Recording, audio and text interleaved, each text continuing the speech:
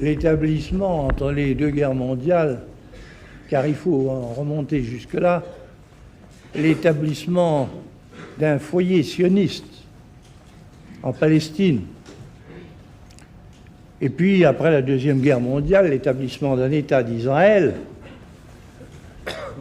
soulevait à l'époque un certain nombre d'appréhensions. Et certains même redoutaient que les Juifs, jusqu'alors dispersés, mais qui étaient restés ce qu'ils avaient été de tout temps, c'est-à-dire un peuple d'élite, sûr de lui-même et dominateur. À la faveur de l'expédition franco-britannique de Suez, on avait vu apparaître, en effet, un État d'Israël guerrier et résolu à s'agrandir.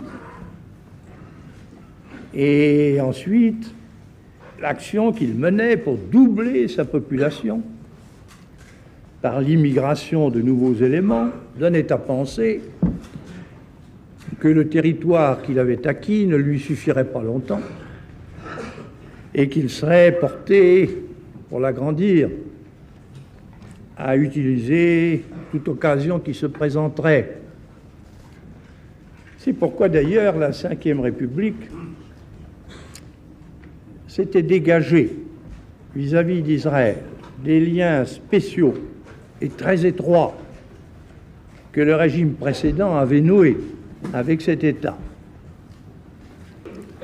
Enfin, nous ne donnions pas notre aval à son installation dans un quartier de Jérusalem dont il s'était emparé, et nous maintenions notre ambassade à Tel Aviv. Israël ayant attaqué, s'est emparé en 6 jours de combat des objectifs qu'il voulait atteindre.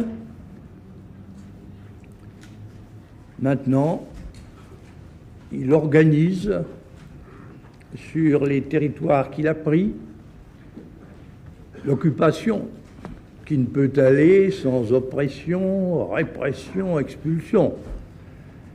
Et il s'y manifeste contre lui la résistance, qu'à son tour, il qualifie de terrorisme. Un règlement doit avoir pour base l'évacuation des territoires qui ont été pris par la force, la fin de toute belligérance et la reconnaissance de chacun des États en cause par tous les autres.